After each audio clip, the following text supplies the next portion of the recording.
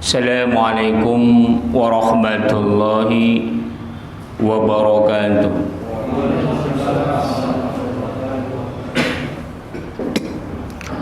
Alhamdulillahi rabbil alamin. Allahumma salli ala Sayyidina Muhammad. Yang Allah muliakan para jemaah musalla ziyadatul iman yang dirahmati Allah. Alhamdulillah, insyaallah malam yang berbahagia ini kita meneruskan kitab Tasawuf Asy-Syifa'u Sa'il wa Tahdhibul Masail li Ibnu Khaldun. Mari sama-sama kita membacakan ulumul Quran li Nabi Muhammadin sallallahu alaihi wasallam ya Rasulullah wa ala azwajihi wa ali wa ahli baiti ajma'in wal awliya was salihin wal anbiya wal mursalin wal malaikatil muqarrabin wa li abaina wa li ummahatina wa li jaddina wa li jaddatina wa li asyatidina wa li muallimina wa li masyayikhina wa li jami'il muslimin wal muslimat wal mu'minin wal mu'minat al-ahya'i minhum wal amwat, khususan li sahibil muallif kitab Asy-Syifa'u Sa'il wa Tahdhibul Masail lil Imam al-Alama al-Faqih al-Mu'arrikh Abu Zaid Abdurrahman bin Muhammad ibn Khaldun wa li Fadilah al-Imam ar-Raid Muhammad Zaki Ibrahim wa li Syekh al-Imam Muhammad Bahauddin An-Naqsyabandi wa li Syekh al-Imam Abu Hasan As-Sazili والإمام أبي حامد محمد بن محمد الغازالي ونفعنا بهم والمسلمين بعلومهم وبعلوم جميع العلماء amin ya Allah. Ya Allah ya Tuhan kami, berilah keberkahan kepada kami di dalam majelis ilmu ini, kiranya bermanfaat kepada kami, keluarga, anak maupun keturunan kami. Jauhkanlah kami dari segala malapetaka, bencana, fitnah dunia maupun fitnah akhirat. Ya Allah ya Tuhan kami, jauhkanlah kami dan keluarga kami dari segala gangguan, tipu daya muslihat, baik yang datangnya daripada golongan jin maupun manusia. Ya Allah ya Tuhan, anugerahkanlah kepada kami anak dan keturunan kami menjadi imaman lil muttaqin, menjadi pemimpin bagi orang-orang yang bertakwa. Jauhkanlah kami dari segala kemurkaan-Mu karena kebodohan dan ketidaktahuan kami. Anugerahkanlah kami, anak dan keturunan kami memiliki martabat yang mulia ya Allah. Anugerahkan pula keberkahan kepada siapa saja yang telah memberikan bantuannya kepada kami ya Allah, terkhusus mereka yang membantu di dalam dakwah kami ini. Bi barakati al-Fatihah. A'udzu billahi minasy syaithanir rajim. Bismillahirrahmanirrahim. Alhamdulillahi rabbil alamin. Arrahmanir rahim. Maliki yaumiddin. Iyyaka na'budu wa iyyaka nasta'in. Ihdinas siratal mustaqim. Siratal ladzina an'amta 'alaihim ghairil maghdubi 'alaihim waladdallin. Amin. Alhamdulillah. Kita sudah sampai halaman 43 dan kita teruskan tentang masalah al-kalam fi tahqiqin tariq as-sufiyah wa tamyizih, yaitu hakikat tentang tariqah sufi dan keutamaannya. Jadi kita belajar sufi ini, belajar tasawuf ini, semua yang kita kaji, semua yang kita dalami di dalam majelis ilmu itu adalah merupakan di antara ajaran tasawuf. Jadi tidak terlalu ribet pertanyaan-pertanyaan tasawuf itu dikaitkan dengan hal-hal yang lain.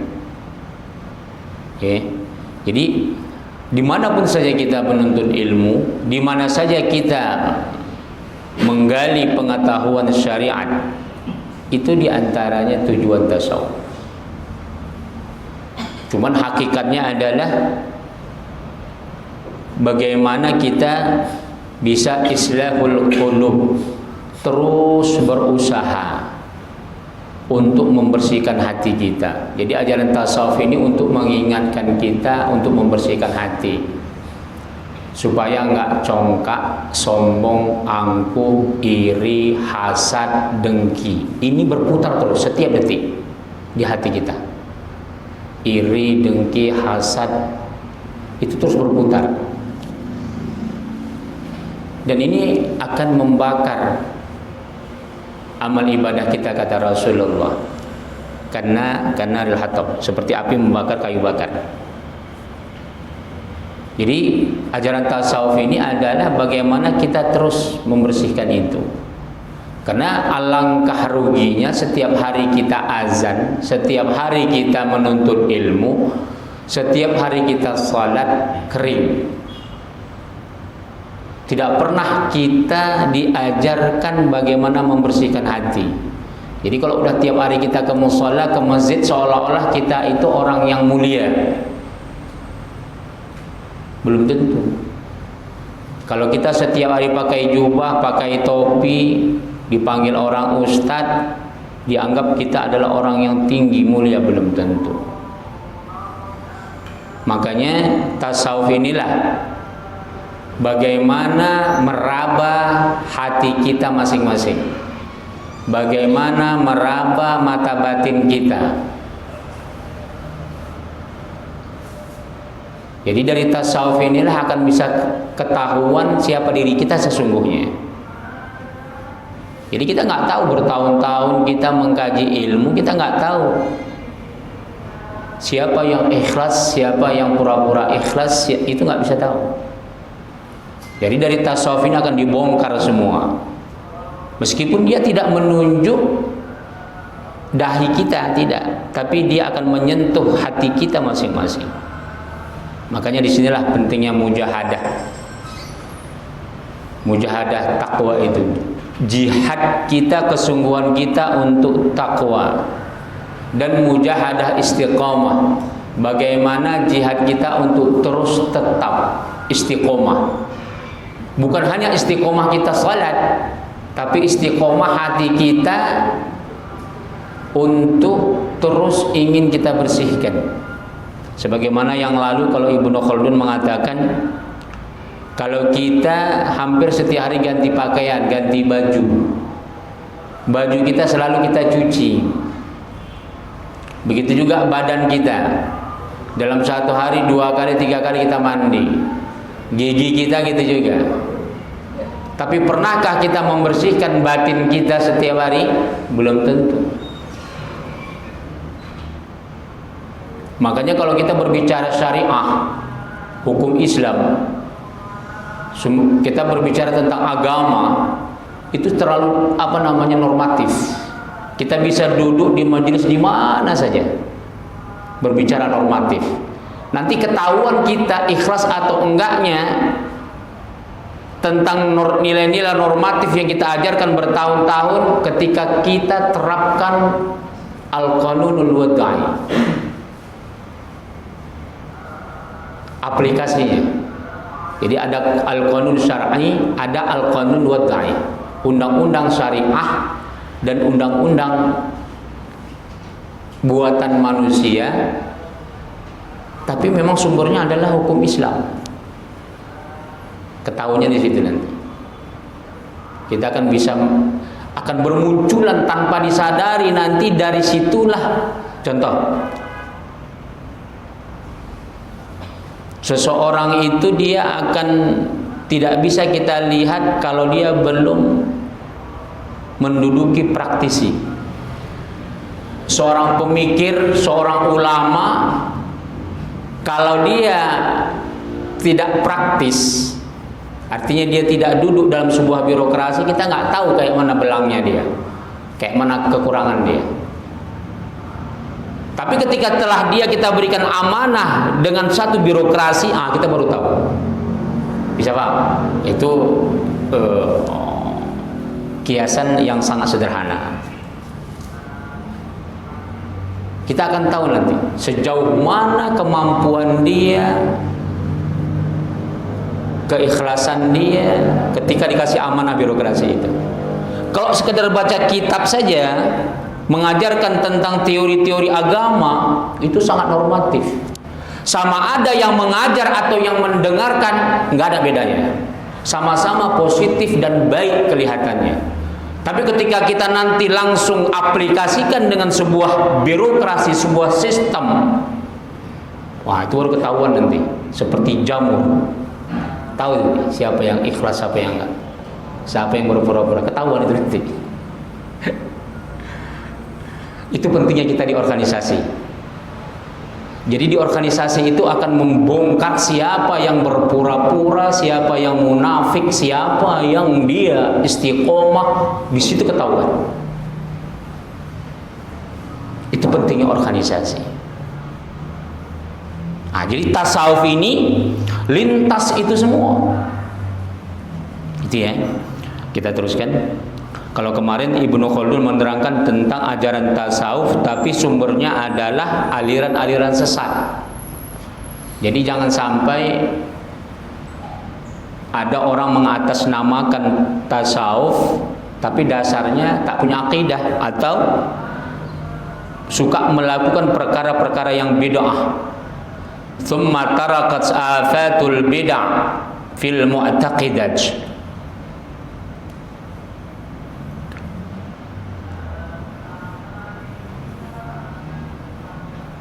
Wa tada'a al-ibadah waz-zuhd. Jadi ada nanti orang-orang yang akidahnya melenceng, tapi dia mendakwahkan tentang ibadah dan tentang zuhud. Siapa mereka? Ini kita ulang sedikit ya. Mu'tazili wa Rafidi. Mu'tazilah, Syiah wa Khariji, Khawarij. La yanfa'u islahu a'malu az-zahirah wala al-batinah.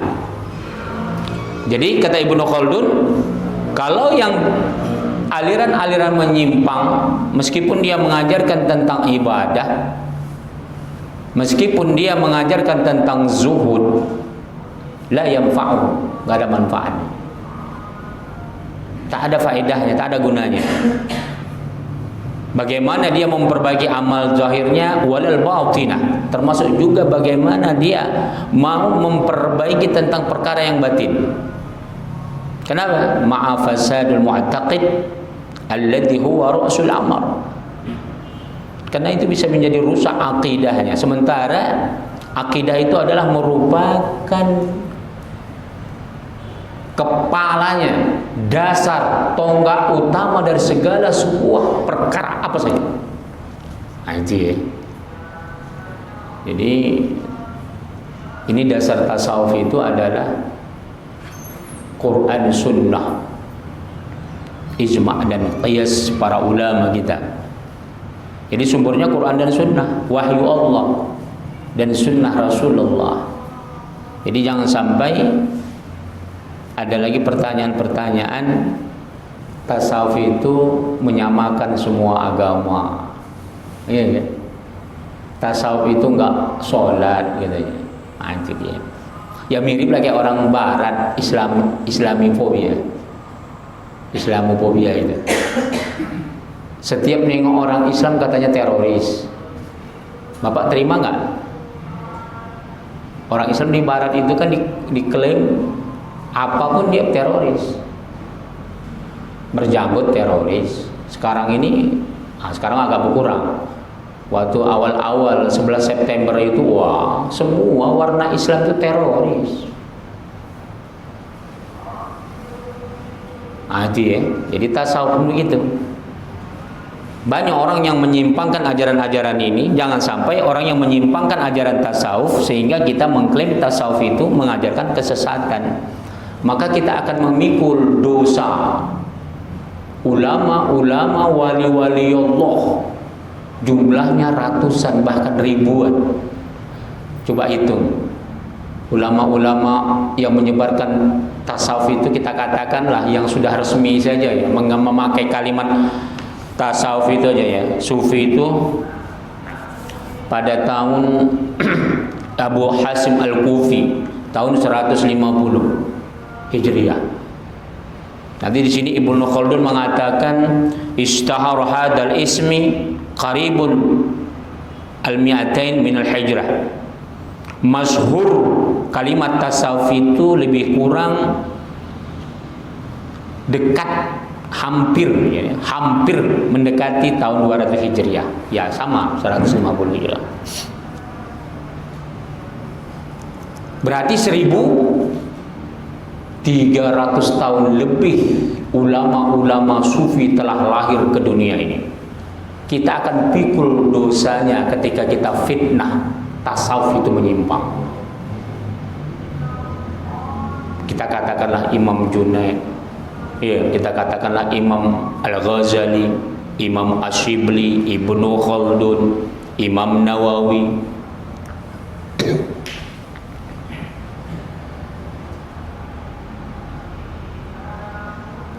Syekh Jalaluddin As-Suyuti Al-Mahalli dan banyak lagi ulama-ulama, termasuk yang selalu kita doakan wali Allah yang mengajarkan tariqah Naqsabandiyah, Syekh Muhammad Bahauddin An-Naqsabandi, termasuk juga Imam As-Sazili wali Allah. Itu yang ma'ruf, yang sangat terkenal di dunia. Belum lagi yang tidak dikenal. Banyak wali-wali yang tidak dikenal. Kita katakanlah yang setiap bulan kita mengkaji Musnad Ibrahim bin Adham setiap subuh, yang keempat atau ketiga? Keempat ya. Itu seorang sufi yang luar biasa.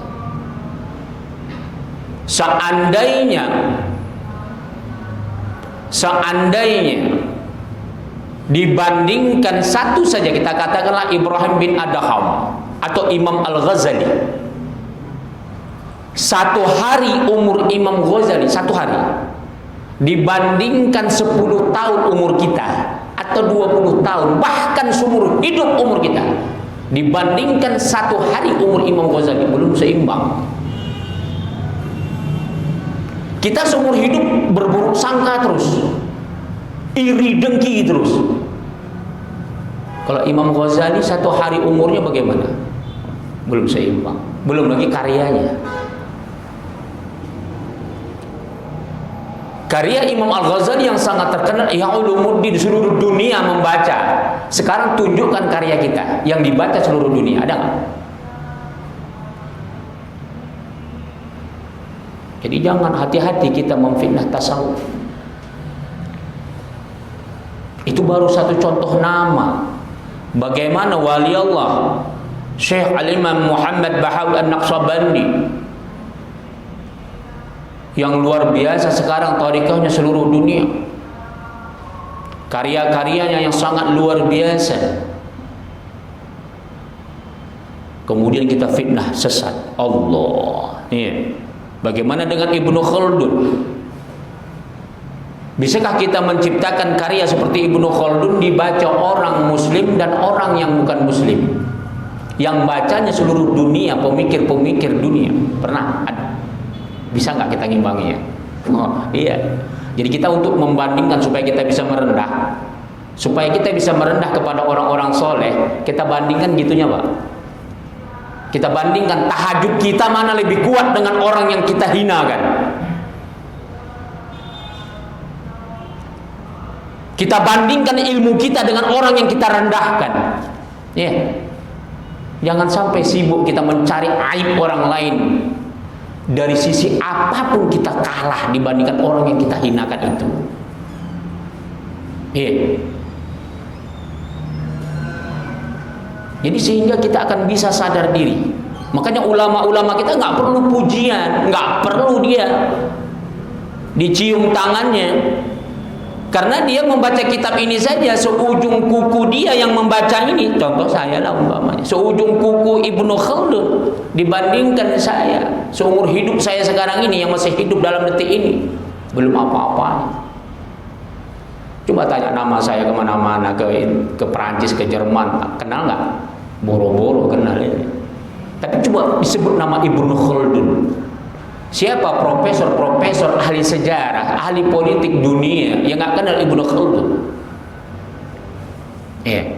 Jadi disitulah kita agar bisa kita merendah diri, jangan sampai kita cepat untuk berburuk sangka. Udah, kalau kita ambil kias yang sangat sederhana, begitulah kita dengan teman kita, dengan tetangga kita.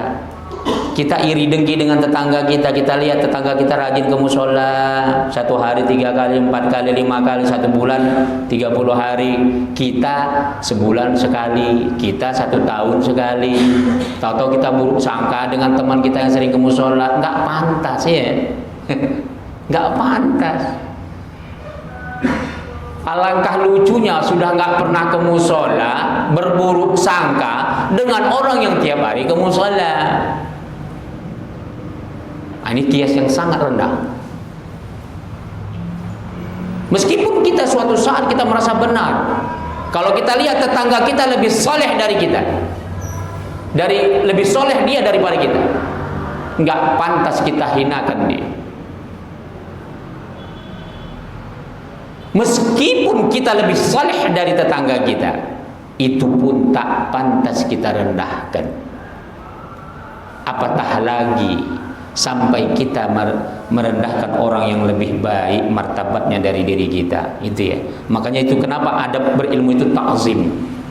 Kita bisa mengagungkan majelis ilmu dan ta'zim terhadap orang yang mengajarkan ilmu. Disitulah kuncinya bagaimana keberkahan ilmu nanti akan terlihat. Oke, kita teruskan ya. Kemudian kata Ibnu Khaldun, fanfarada khawasus sunnah al-muhafizuna ala amal qulub.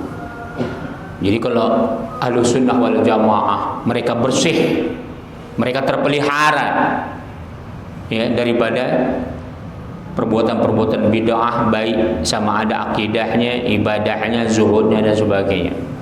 Jadi mereka terpelihara amal-amal hati mereka. Al-muqtaduna bis salafis salih.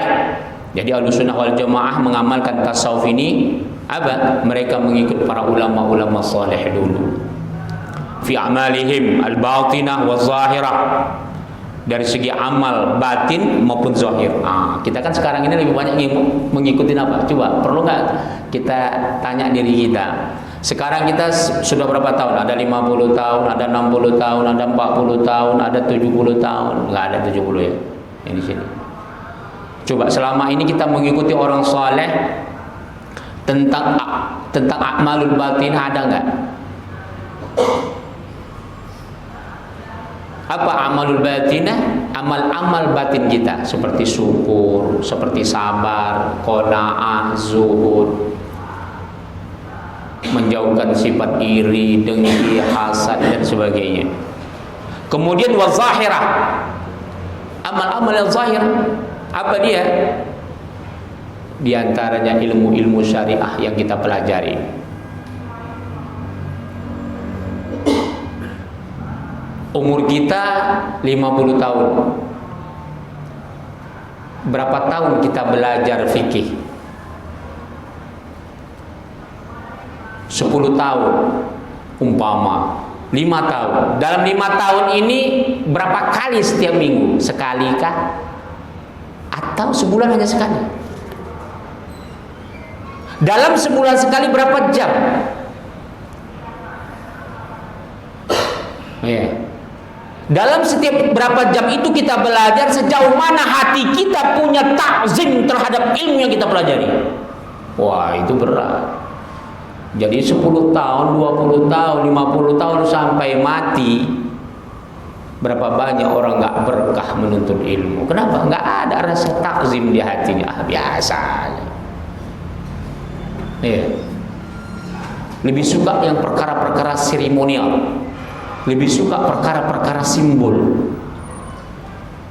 Nggak penting isi, nggak penting kitab. Yang penting bisa duduk dengan orang-orang yang dianggap tenar, yang entertainnya lebih tenar. Makanya kalau kita dulu orang-orang yang kaji kitab, Pak, kalau ada orang suka ceramah pelawak, itu aib, Pak. Aib, cacat, aib sama kita. Kalau kita lebih suka penceramah yang lucu ketimbang mengkaji ilmu, itu dipertanyakan kemantapan hatinya terhadap ilmu, majelis ilmu. Kalau sudah orang lebih suka penceramah yang pelawak, lebih banyak guyonnya, itu berarti dia nggak ada cinta ilmunya masih dipertanyakan. Makanya kalau tuan syekh kita dulu itu ngantuk kita. Tapi keberkahannya itulah yang kita cari, keikhlasan kita, keagungan kita terhadap dirinya, sehingga ilmu yang kita pelajari 5 tahun, 20 tahun, 30 tahun, 40 tahun sampai mati nggak lupa, ya. Bahkan lebih. Kita mungkin hanya belajar 5 tahun, 6 tahun, 12 tahun. Dulu kita merasakan tidak dapat apa-apa. Tapi dari keberkahan itu ternyata Allah takdirkan kita bisa lebih tinggi dari yang kita bayangkan. Kita bisa menciptakan karya-karya pemikiran yang luar biasa, yang dulu kita tidak sangka itu. Ternyata Allah berikan karena keberkahan kita hormat kepada orang-orang alim, orang-orang saleh dia.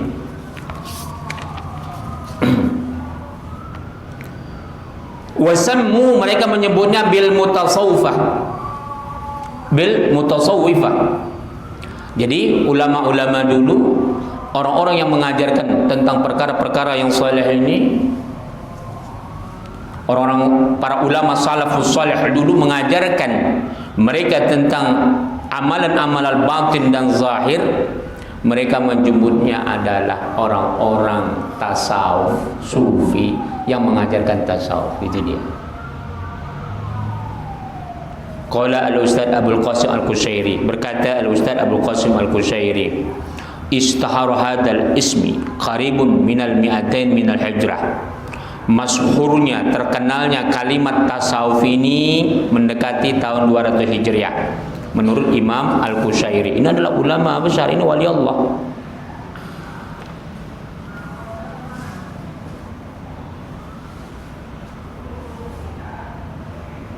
Jadi di dalam kitabnya Ar-Risalah itu tertulis washtahara hadzal ismi li haula'il akabir qabla al-mi'atain min al-hijrah. Jadi di bawah 200 Hijrah. Jadi kalau yang pertama kali banyak yang sangat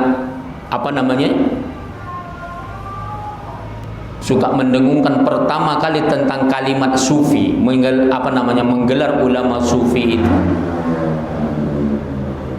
sudah muncul sejak tahun 150 Hijriah. Itulah dia, siapa? Abul Qasim, ya? Abu Hasim Al-Kufi.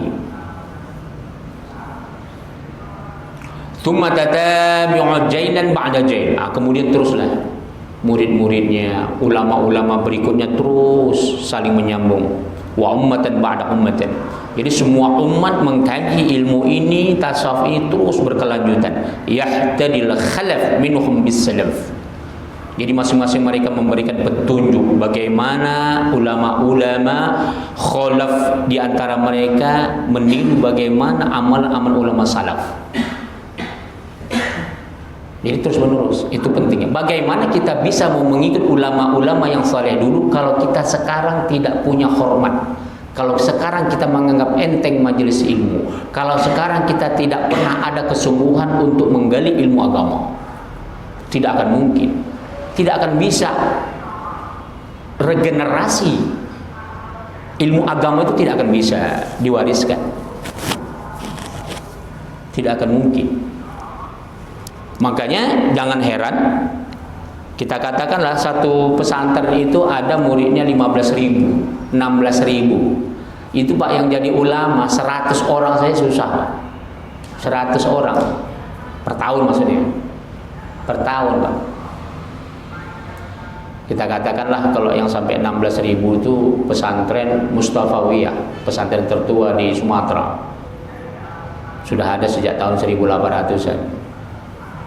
Sekarang mungkin sekitar 8.000. Sekarang nggak tahu saya berapa ribu. Dulu itu sempat pernah mencapai 16.000. Jadi satu tahun untuk 100 orang saja jadi ulama itu susah. Kalau satu lokal umpamanya 30 orang, untuk jadi ulama 2-3 orang itu belum tentu ulama yang benar. Jadi nggak gampang. Makanya dulu ulama-ulama kita suka mencari keberkahan di ilmu-ilmu talaqi seperti kita ini. Disinilah dia bisa dia langsung berhadapan dengan orang-orang yang dianggapnya bisa menjadi apa? Ini wa yu'addi ma laqina an suyukhihi. Jadi kalau talaki gini dia langsung bisa mendapat talqin, langsung mendengarkan ucapan dari orang yang mengajarkannya dari syekhnya, liman wafaqahullah min atba'i, orang-orang yang memang Allah berikan untuk mengikutinya. Orang-orang yang dianugerahkan oleh Allah. Siapa yang berhak mengikuti orang saleh, siapa yang tidak. Wasara fiqh syariah ada nawain. Jadi para ulama dulu membagi, maka jadilah fikih syariah itu ada dua macam. Itu dia ya. Yang pertama fiqh zahir disebut. Kata Ibnu Khaldun, fikih syariah itu ada dua macam. Al-awwal, yang pertama fiqh zahir, itu fikih zahir, wa huwa ma'rifatul ahkam, yaitu mengenal tentang hukum-hukum al-muta'alliqat bi af'alil jawarih, yang berkaitan dengan perbuatan indera kita. Bima yakhusu al-mukallifin fi anfusihim, yaitu yang berkaitan khusus tentang tanggung jawab yang dibebankan bagi orang-orang yang sudah mukallaf terhadap diri mereka. Artinya orang yang sudah memikul tanggung jawab. Siapa mereka? Ya orang yang Islam, balik, berakal ya. Au ya'muha min ibadat wa 'adat wa ghairuha. Itu yang meliputi apa? Tentang masalah ibadah, bagaimana ibadah salat kita, zakat kita, haji kita. Itu kan dibebani oleh orang-orang mukallaf, orang yang sudah wajib untuk mereka harus tahu terhadap perkara-perkara ibadah yang zahir. Di antaranya itu dia ya. Wa adat, dan kebiasaan dan selain daripadanya. Minal af'al zahir, semua perbuatan-perbuatan yang zahir. Apa itu adat? Ya termasuk hukum-hukum adat. Kalau kita simpulkan secara umum ya, itulah dia undang-undang perdata dan undang-undang pidana. Ya. Baik undang-undang perdata pidana menurut syariat ataupun yang tidak sesuai dengan syariat. Wa hadza huwa al-musamma bil fiqhi fil mashhur. Ini disebut dengan fikih yang masyhur, yang sangat dikenal. Wa hamilul faqih, maka orang yang ahli fikih lah yang harus kita datangi. Maka ahli fikih lah yang bisa menjabarkan ini. Wa hum ahlul fataya, dan mereka itulah disebut dengan mufti wa hirasatuddin. Mereka lah yang menjaga agama ini. Kemudian an-nautani, yang kedua apa?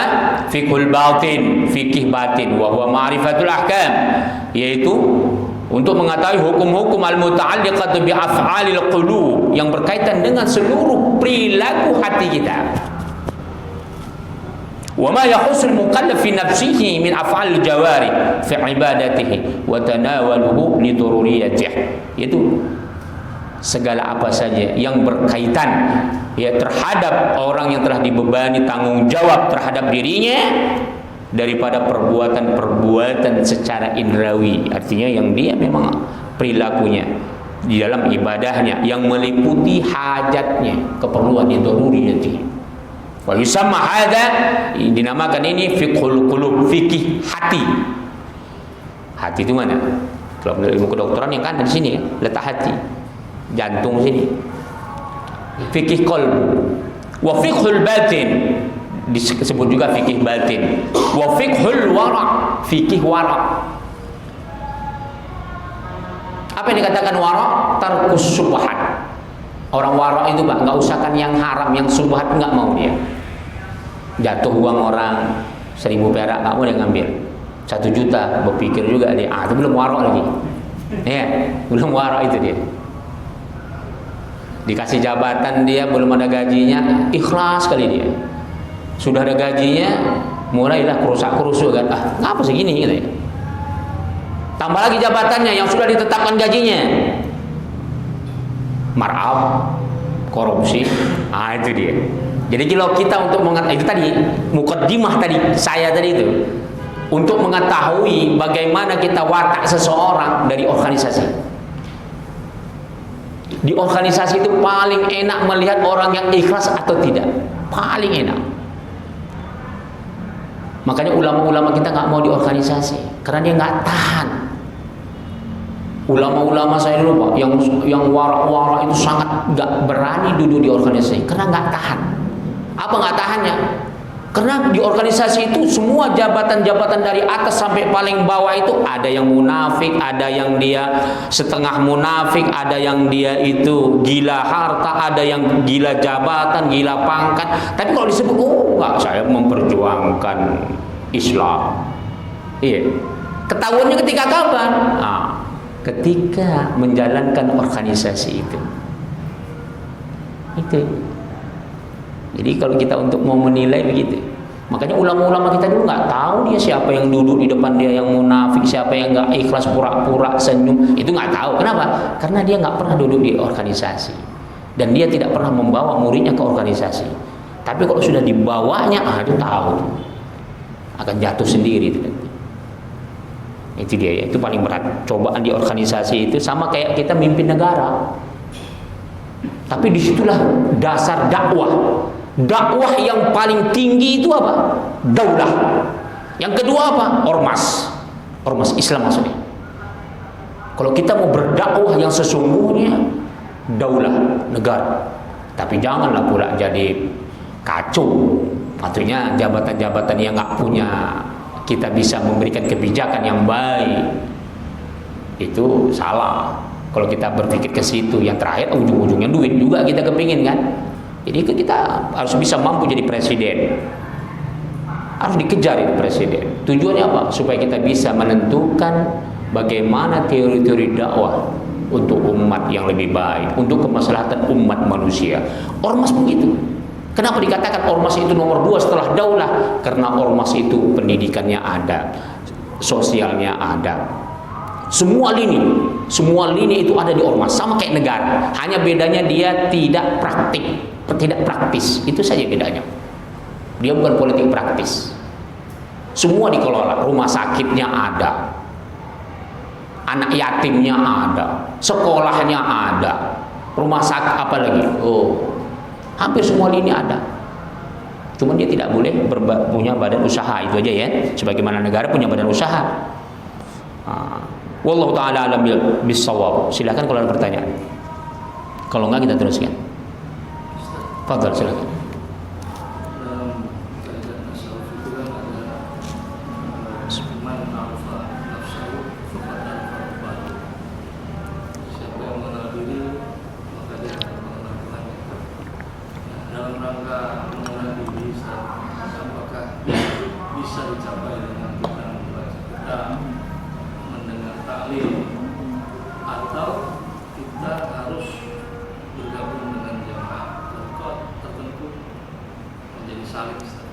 Itu ya. Itu ya. Alhamdulillah Rabbil Alamin. Jadi barang siapa yang mengetahui dirinya, siapa yang mengenal dirinya, wa man arafa nafsahu faqad arafa rabbahu, dia akan mengenal siapa Tuhannya. Apakah boleh kita belajar itu tanpa guru? Boleh, tapi syaratnya ketat. Dan itu pun juga tidak selamanya boleh. Khusus masalah tasawuf. Khusus masalah tasawuf harus ada mursyid. Begitu juga masalah syariah, harus ada mursyid. Jadi mursyid itu adalah pembimbing. Beda kalau muallim atau mudarris, guru itu kan tertentu dia. Kalau mursyid itu, bapak minta petunjuk jam 12 malam datang ke rumah, jam 4 sore, nggak ada waktunya. Mursyid itu 24 jam. Kapan saja orang minta wejangan, dia ikhlas. Tapi kalau bapak guru, mudaris kan ada waktunya. Kita nggak akan bisa datang ke guru sekolah habis maghrib ya. Bisa nggak anak SD datang ke rumah gurunya aja habis maghrib, habis isya? Nah, jadi ada sedikit perbedaannya. Mursyid itu adalah memang betul-betul guru secara spiritual, secara batin. Mereka-mereka yang terlibat terhadap umat. Baru kalau mursyid tasawuf, itu lain lagi. Tadi saya berbicara tentang mursyid secara umum. Kalau mursyid tasawuf memang dia harus mendalami hakikat tasawuf dan tariqah. Jangan sampai hati-hati melihat mursyid. Jangan sampai kita terjebak dengan mursyid yang sudah ikhtilat ilmunya, bercampur dengan perkara-perkara yang musyrik. Itu berbahaya. Maka carilah kita orang-orang yang benar-benar bisa dipertanggungjawabkan sanad keilmuannya, dan memang harus ada ulama yang mengenali dia. Mesti ada ulama yang mengenal siapa mursyid yang kita ada di tempat belajar itu. Mesti ada. Kalau enggak nanti kita akan banyak tertipu.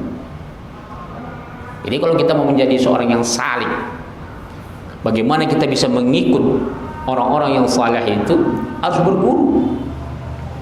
Apalagi perkara batin. Ini gangguannya bukan hanya manusia, tapi juga makhluk halus. Ketika kita diajarkan tentang zikir-zikir, nanti itu akan bisa terbawa dalam mimpi, dalam tidur, dalam keseharian. Gangguan itu akan banyak. Kalau tidak ada yang membimbing, nanti kita akan merasa seolah-olah yang kita lakukan benar, ternyata kita disimpangkan, kita disesatkan oleh makhluk-makhluk yang kita tidak nampak. Begitu juga masalah fikih syariah. Berapa banyak kita mengaji bertahun-tahun, kita juga nggak paham tentang ilmu salat, tentang ilmu fikih, belum lagi fikih siasat, fikih politik, belum lagi fikih sosial, fikih budaya. Bagaimana kita mengenal sebuah peradaban manusia? Kalau kita tidak kenal fikihnya, maka kita ngambang. Disitulah pentingnya guru, dan tidak satu.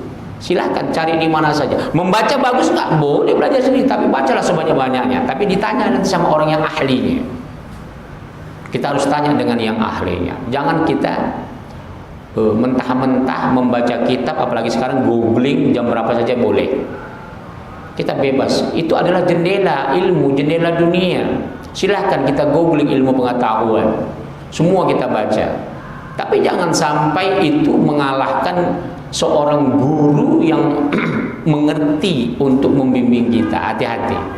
Kan banyak orang gitu, saya kan bisa googling, ngapain saya belajar lagi sama guru? Itu congkak seperti itu. Sampai mati, pertama keberkahannya hilang. Berkah kita talak ini dibandingkan dengan kita membaca otodidak itu jauh.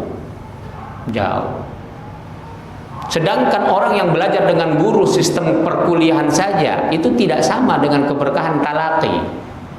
Coba di kuliah itu Pak, dosennya itu paling-paling kasih tugas mulu.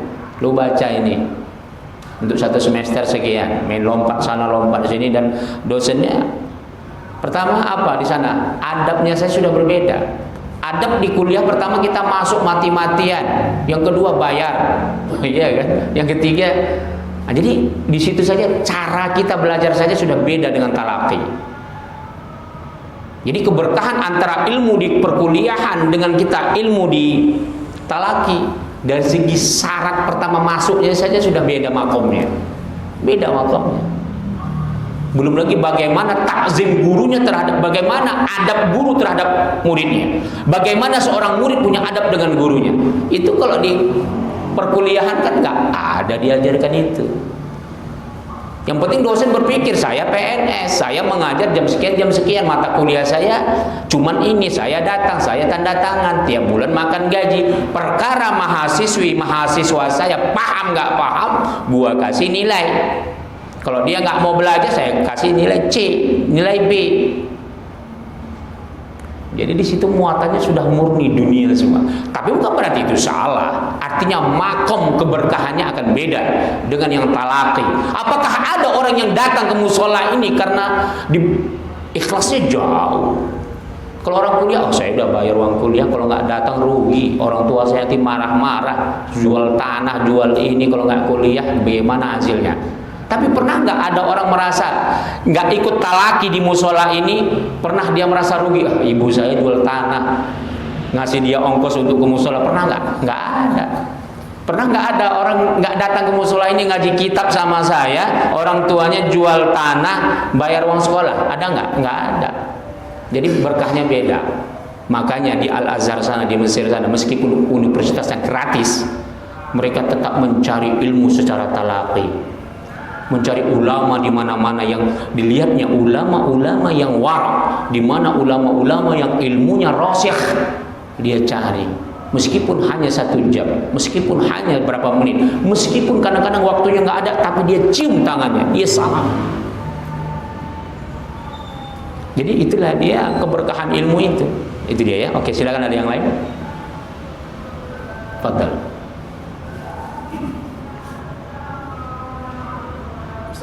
Fadal. Iya. Itu aja. Murabi itu kan istilah-istilah zaman sekarang itu. Tarbiyah asalnya pendidikan. Jadi murabi itu hanya pembimbing saja. Tapi dia bukan berarti seorang guru yang sesungguhnya. Jadi sekarang kan kalimat murabi kok di Indonesia itu dipakai untuk partai politik ya kan. Partai-partai Islam, ini murabinya ini. Itu pembimbing saja. Tapi dia levelnya dibandingkan seorang muallim, seorang mudarris belum. Seorang mursyid apalagi. Jadi murabi itu hanya utusan-utusan dari apa namanya, jadi sebuah kelompok kalau dulu itu ya, pemimpin yang memiliki paternalistik, kita katakan Darul Arqam itu dulu kan pemimpinnya paternalistik yang harus mereka sucikan, sehingga mereka punya murabi. Jadi setiap cabang di seluruh provinsi, seluruh dunia itu ada murabinya. Jadi murabi ini sudah dapat apa namanya, sudah dapat sumpah, sudah dapat baiat, dan murabi ini itu punya misi-misi tertentu bagaimana untuk mereka mencekokin orang-orang yang dia didik untuk taat kepada organisasinya, untuk taat kepada pemimpinnya. Itu ya. Ini ada yang baik, ada juga yang tidak baiknya. Itu ya. Itu saja. Nanti kita kembangkan berikutnya. Al-Fatihah. A'udzubillahi minasyaitonirrajim. Bismillahirrahmanirrahim. Alhamdulillahirabbil alamin arrahmanir rahim maliki yaumiddin. Iyyaka na'budu wa iyyaka nasta'in. Ihdinas siratal mustaqim. Shiratal ladzina an'amta 'alaihim ghairil maghdubi 'alaihim waladdallin. Amin. A'udzubillahi minasyaitonirrajim. Bismillahirrahmanirrahim. Allahumma ij'al hadzal majlis barakatan wa mubarakah wa ba'in 'alaina fitnatan minad dunya wal akhirah. Walhamdulillahirabbil alamin. Assalamualaikum warahmatullahi wabarakatuh.